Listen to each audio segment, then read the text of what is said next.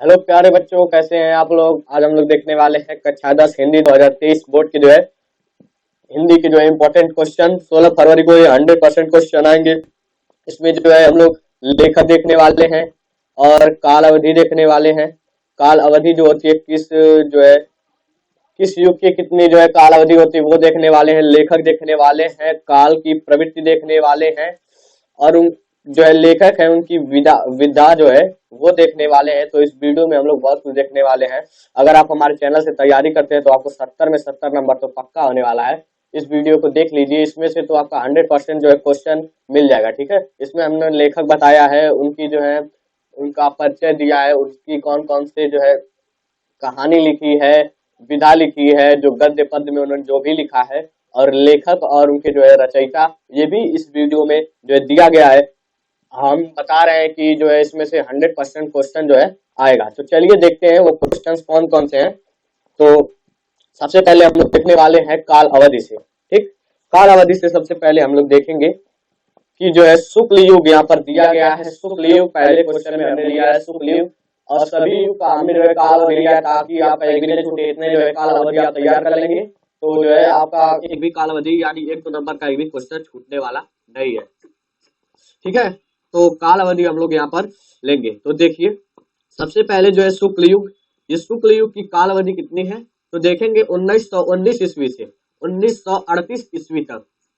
यहाँ पर ईस्वी ही रहेगा। ठीक है, 1919 ईस्वी से 1938 ईस्वी तक ये है जो शुक्ल युग का काल है, ये हमारा रहेगा। और सेकंड पे हम लोग देखेंगे शुक्लोत्तर युग। ये शुक्लोत्तर युग है, 1938 ईस्वी से 1980 ईस्वी तक इसका काल रहता है शुक्लोत्तर युग का। ये शुक्ल युग शुक्लोत्तर युग दोनों युग अलग अलग है, इसको समान ना समझिएगा। ठीक है, शुक्ल युग शुक्लोत्तर युग दोनों अलग अलग युग है।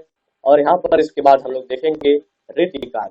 ऋतुकाल की अवधि कितनी है तो वो है 1643 ईस्वी से 1843 ईस्वी तक। यहाँ पर हमने विक्रमी संवत में सन नहीं लिया है, क्योंकि ईस्वी और विक्रमी संवत दोनों रहेगा तो अलग अलग हो जाएगा, जिससे आपको कंफ्यूजन हो जाएगा। इसलिए हमने सभी काल वो ईस्वी में लिए हैं, यानी कि सन में लिए हैं। ठीक है, रीतिकाल के हमने बता दिया 1643 से 1843। फिर आधुनिक काल शुरू होता है 1843 से आज तक। आधुनिक काल यानी जिस काल में अभी हम लोग जी रहे हैं, ये कौन सा काल है, आधुनिक काल, और इसकी अवधि 1843 से आज तक है। और प्रगतिवाद युग प्रगतिवाद युग, इसकी अवधि है 1936 से 1943 ईस्वी तक। और उसके बाद है प्रयोगवादी युग, इसकी अवधि है 1943 ईस्वी से 1953 ईस्वी तक। और उसके बाद आता है हमारा द्विवेदी युग। द्विवेदी युग का युग है 1900 ईस्वी से 1918 ईस्वी तक। उसके बाद हमारा युगों की विशेषताएं एवं प्रवृत्तियां हैं। उन प्रवृत्तियों और विशेषताओं को हम लोग देखते हैं। तो चलिए हम लोग देखते हैं शुक्लोत्तर युग के साहित्य की प्रमुख विशेषताएं हैं। तो शुक्लोत्तर युग की कौन कौन सी विशेषताएं हैं तो शुक्लोत्तर युग की विशेषताएं हैं, यहाँ पर देखिए। पहला विशेषता क्या है, इस युग का साहित्य मार्क्सवादी विचारधारा से प्रमाणित है। ये पहली विशेषता हो गई। और दूसरी विशेषता है हमारी, इस युग का गद्य सहज, व्यवहारिक, सामाजिक, प्रवाहपूर्ण, विचारशीलता और विषय वैविध्य से ओतप्रोत है। ये दो शुक्लोत्तर युग की साहित्य की प्रमुख विशेषताएं हो गई। ये दो विशेषताएं हो गई, ज्यादा से ज्यादा दो ही विशेषता पूछता है, इससे ज्यादा विशेषताएं नहीं पूछता है। ठीक है, आगे अब हम लोग देखते हैं ऋतुकाल।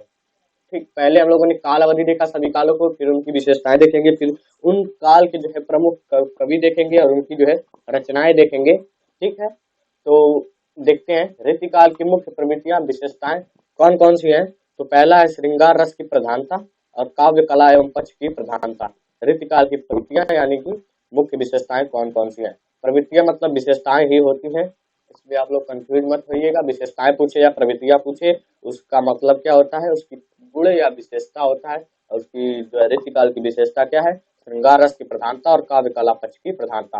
अब आगे क्वेश्चन है आधुनिक काल की विशेषताएं कौन सी हैं तो देखेंगे जीवन के यथार्थ की प्रधानता है आधुनिक काल में, पहली विशेषता है। और दूसरी विशेषता है बौद्धिकता की प्रधानता, आधुनिक काल की विशेषता है।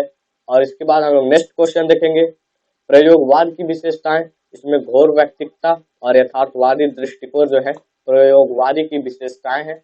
इसमें हम लोग बहुत चीज देखने वाले हैं, इसलिए हम आप लोगों को जल्दी जल्दी बता रहे हैं, क्योंकि अभी लेखक भी बाकी है और उनकी महत्वपूर्ण रचनाएं भी बाकी हैं। ठीक है, अब हम लोग देखेंगे प्रगतिवाद युग की विशेषताएं।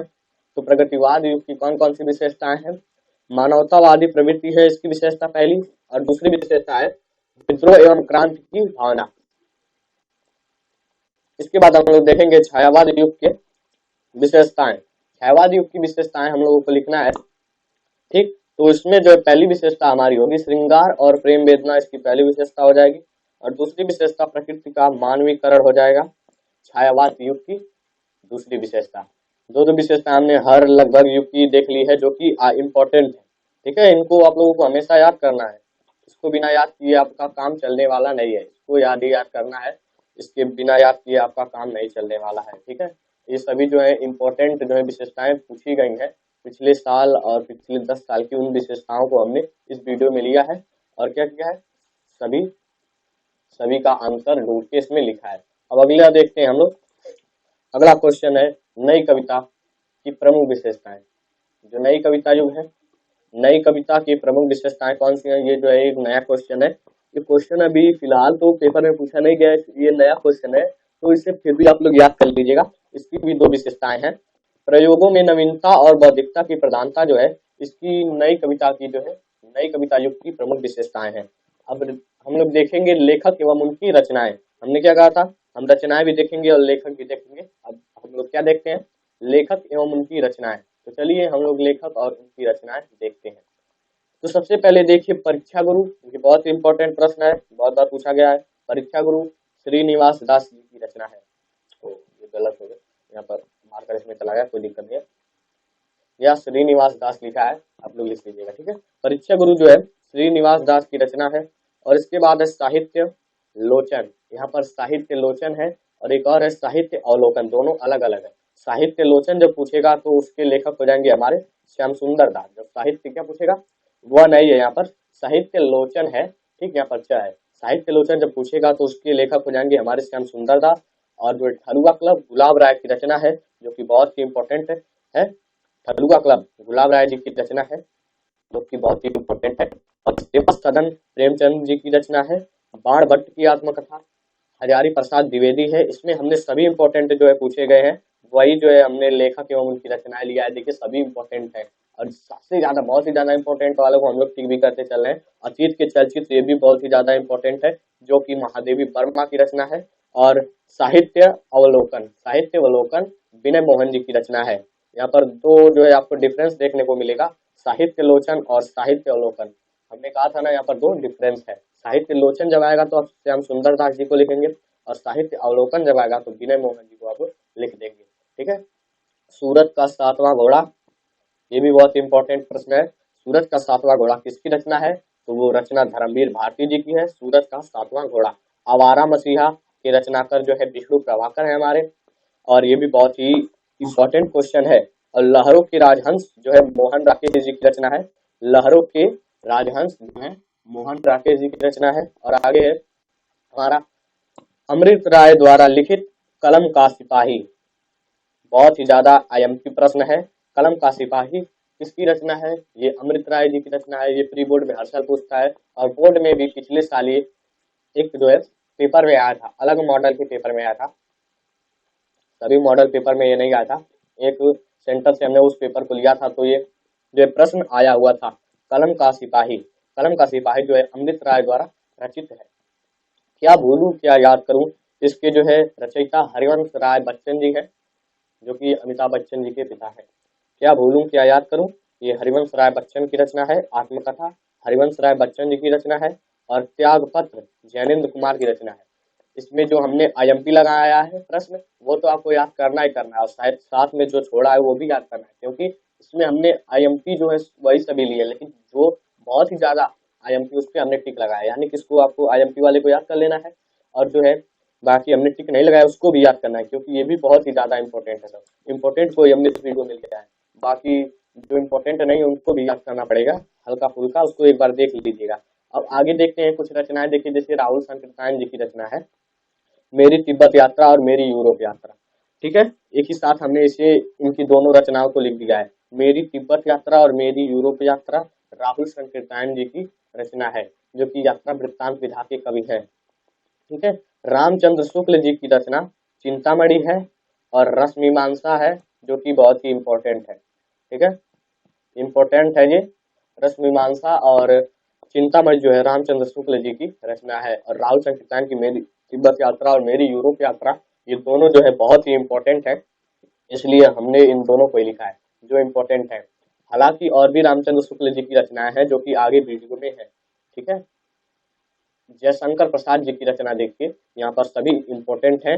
सबसे पहली है तितली, कंकाल, कामायनी, अजातशत्रु, एकभुत। ये जो है इनकी बहुत ही जो है इम्पोर्टेंट, मतलब कि इम्पोर्टेंट ये प्रश्न है, और ये इनकी जो है रचनाएं बहुत ही ज्यादा पूछी जाती है।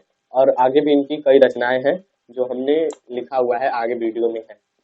डॉक्टर राजेंद्र प्रसाद की रचनाएं जो है मेरी आत्मकथा और शिक्षा और संस्कृति जो है डॉक्टर राजेंद्र प्रसाद की रचनाएं हैं, जो कि परीक्षा की दृष्टि से बहुत ही इम्पोर्टेंट है। ये दोनों रचनाएं डॉक्टर राजेंद्र प्रसाद द्वारा, और जो हमने इसमें यहाँ पर बताए हैं सारे बहुत ही आईएमपी है। सबको आप लोग एक बार देख लीजिए, सबको याद कर लीजिएगा। ठीक है, तो आगे हम लोग देखते हैं। अब हम लोग देखेंगे जो है हमारे बहुविकल्पी किस प्रकार से आएंगे। क्लास 10 हिंदी 2023 बोर्ड में 16 फरवरी को 100% क्या है, यही आएगा। 16 फरवरी जो है 100% यही आएगा।